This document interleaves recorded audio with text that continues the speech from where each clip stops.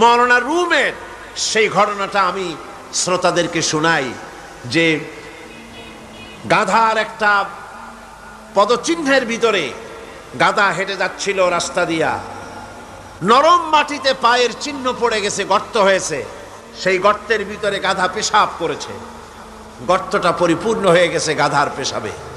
পিঁপড়া একটা যাচ্ছিল কোথাও, সে হাঁটতে হাঁটতে গাধার পেশাবের মধ্যে পড়ে গিয়েছে, সামান্য বাতাসে পানিটা নড়তেছিল।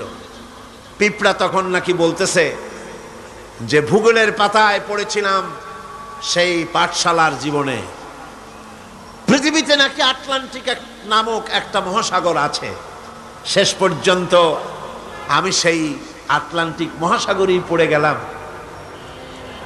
এই উত্তাল ঢেউ অতিক্রম করে কেমনে আমি কিনারায় যাব? কোত্থেকে যেন একটা শুকনা তেঁতুলের পাতা এসে পড়েছে গাধার পেশাবের ভিতরে। পিঁপড়া বহু কষ্ট করে ওই পাতার উপরে উঠে বসেছে। পাতাটি ঢেউয়ের তালে তালে সামনের দিকে এগিয়ে যাচ্ছে। পিঁপড়া এখন খুব দাম্ভিকতার সাথে, অহংকারীর সাথে পিঁপড়া বলছে, ইতিহাসের পাতায় পড়েছিলাম পৃথিবীতে নাকি টাইটানিক নামক বিরাট এক জাহাজের অস্তিত্ব ছিল। শেষ পর্যন্ত ভাগ্যের জোরে আমি সেই টাইটানিকের নাবিক হয়ে বসলাম।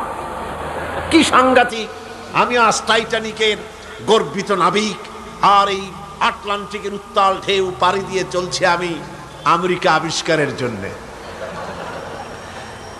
গাধার পেশাবের ভিতরে তেঁতুলের পাতায় বসে পিঁপড়ার যে অহংকার, আমার দেশের তথাকথিত নাস্তিক মোরতাদ জাতীয় বুদ্ধিজীবীরা এর চাইতেও নিকৃষ্ট।